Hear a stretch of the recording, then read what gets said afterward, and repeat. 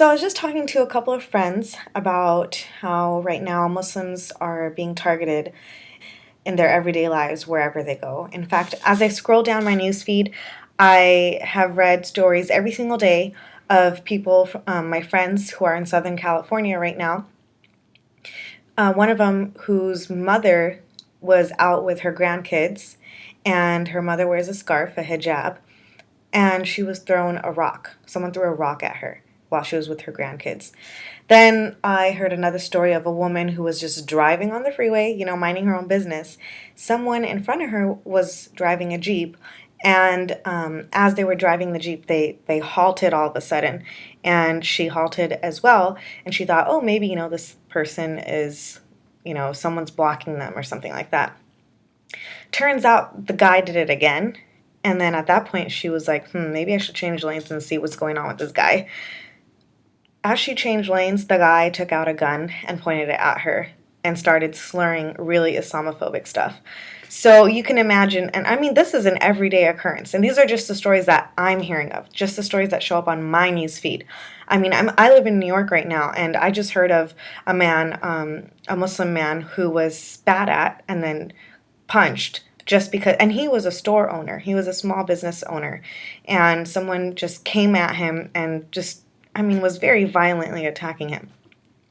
So it got me thinking, I myself have been very affected by the events that happened in San Bernardino, and I feel very, very deeply saddened for all those people who lost their lives and the families that are just undergoing a lot of, grief right now. And unfortunately, I also have to acknowledge that I do feel like I'm walking with a target on my face, and I have to watch my back. That's just the reality of it. Unfortunately, though, this is happening. This is probably, I would say, the second wave of Islamophobia that has been as strong of a wave as the first wave, I would say, which is post 9/11. And it is so strong, largely due to some of the inflammatory remarks made by Donald Trump that have been shown on the media. It has been so strong that Muslim women like me are having to question wearing a hijab, are having to really consider whether, we can be safe when we walk out. A lot of us are either not going out or are switching to beanies or wearing hoodies so that we're not visibly Muslim like this. And being visibly Muslim like this essentially means that we're open to attack by people who are very ignorant and have no idea what Islam is all about, and that, there's almost 2 billion of us. I believe the statistic is 1.7 billion right now. Second largest population of faith believers in the world, the number one being Christians. So Christians, then Muslims. And just a quick tidbit for any of you out there who don't know, only about 10 to 15% of Muslims are Arabs. So Arab and Muslim, no, they're not necessarily equal to each other. Not all Muslims are Arabs and not all Arabs are Muslims. In fact, the word Allah is actually used by Christian Arabs who speak Arabic, who believe in Jesus Christ and the Holy Spirit. They call him Allah too. Just the ignorance just gets to me sometimes. Anyways, the point of this post, or the point of this video, is that what I'm feeling right now as a Muslim American, feeling like a second-class citizen because, well, did you hear about the whole dual citizenship thing? Syrian people who have Syrian citizenship along with American citizenship, Syrian, I believe, Iraqi, and some other countries.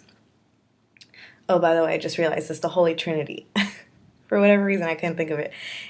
Trust me, I know my world religions. Anyways, so yeah, if you have Syrian, Iraqi, or some other citizenship, then you are basically not allowed to travel to your home country, which makes you a second-class citizen as an American in this country, because your basic liberty, which, what? Was this country founded on the principle of liberty, or... Yeah, your liberty is now being taken away. So, anyways, it got me thinking, and I was thinking, this is my life. As a Muslim, I've kind of just accepted that this is my life, and that people are going to be hating me and like have a lot of hatred toward me. But the thing is, at least with us Muslims, it comes in waves. I mean, yes, we are living in daily life in fear, but I don't on an everyday basis feel like the threat is equal, right? Like I don't go out the door and 2 weeks ago or 2 months ago or 2 years ago, before Donald Trump happened, before Paris happened, before San Bernardino happened, I didn't feel as great a threat to my safety and my life as I do now. So there's waves to this Islamophobic stuff. However, let's talk about black people for a minute. Black people. Black people in this country have to fear for their life every single day. Black men, black male youth, especially. I mean, there's no waves of racism per se. I mean, it's an everyday threat to their life. Yet no one seems to talk about it. Even Muslim Americans are not talking about it. Like, what's wrong with that? What is wrong with that? Now you finally get it. You finally get what it feels like to feel like there's a target on you. You feel like, okay, yeah, this police officer may just stare me down. Microaggression, right? That happens every day in a black person's life. A black person who is a male and is just minding his own business. I mean, I just read a story the other day of this black professor who teaches at a college of art and design. I'm sorry, I don't remember your name, but your story moved me very much. In fact, I cried reading it.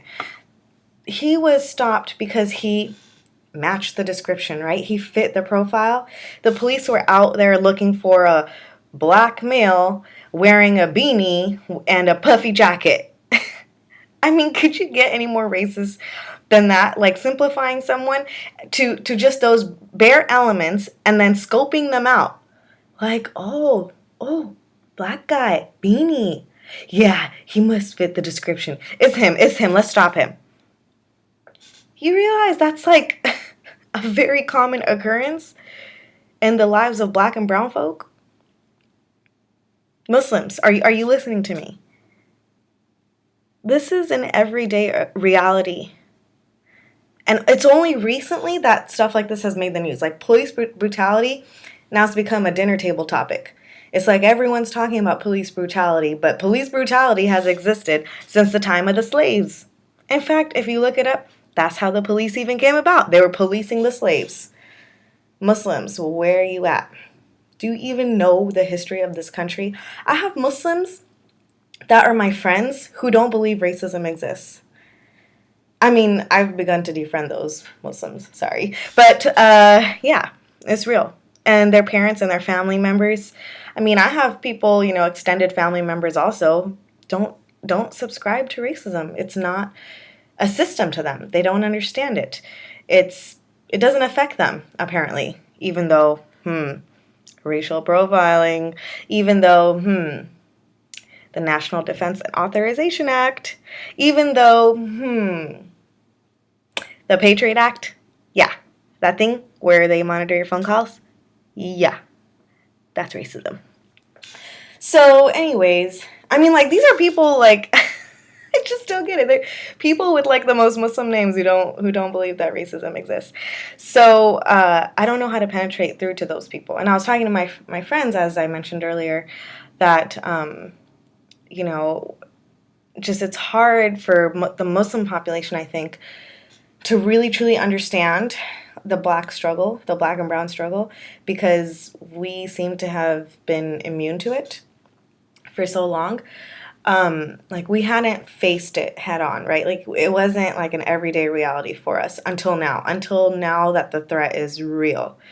And even then there's some Muslim folk who are in denial that the threat is real, which I don't even know what they're doing. But anyways, those Muslim people don't get what life is like to be black, as a black person, as a Latino person, as an Asian person. I mean, they're Asian themselves. Dun, dun, dun. You still don't get it? So then my friends were saying, well, maybe it's not that they don't get it, because there's a lot of people of color, especially in the older generations, who do get it. Like, they understand that they are victims of racism. Like, one of my friends was saying that her mom, she speaks broken English. And so she understands that people treat her differently. And, people are acting aggressively toward her and with their preconceived notions of who she is based on her race. So her mother, an older woman, understands, and she's Asian. Asian mother understands racism, but has negative attitudes toward Black and Latino people. Racist. I mean, people of color cannot be racist against other people of color, but they can hold really, really tight prejudices and discriminate against them. And that's what you call internalized oppression, internalized racism, where it's like, man, you so lost. You are so lost that you actually think other people of color are, I mean, like, you're actually prejudiced against other people of color. Like, that's just a whole nother level. Anyway, my point is, she was saying that her mother, while she understands racism and she faces racism, her mother just hasn't been able to connect the dots. And actually, one of my other friends, who's Indian, was saying the same about his dad. They're just, this older generation, immigrant generation, is not able to connect the dots in the sense that there's a system in place, a system that disadvantages people of color, and how that system has penetrated into the individual, right? Like, this is what we would call systemic / institutional / structural racism, right? And there is such a structure where white is in power, white is best, white is supreme, and that has fostered a system like this in which any person of color that tries to move in and out of the system just cannot, because that barrier is just so strong. And that barrier even colonizes our minds, right? It colonizes us to think that white people are better. It causes us to feel attracted to white people and think they're beautiful, that they are the standard of beauty. So the point of this video is that a lot of this Islamophobic stuff has gotten me thinking, and I've really been meaning to have a blog, and I have begun writing here and there, but I do want to start releasing videos with things that I think about. I hope that you all enjoyed it and can give me some thoughts and feedback or topics that you would like me to discuss in the future. And please do, if you are Muslim and if you do have parents who are immigrants, please do talk to them and work on them and massage their little brains. Alrighty, take care. Assalamu alaikum. Peace be upon you.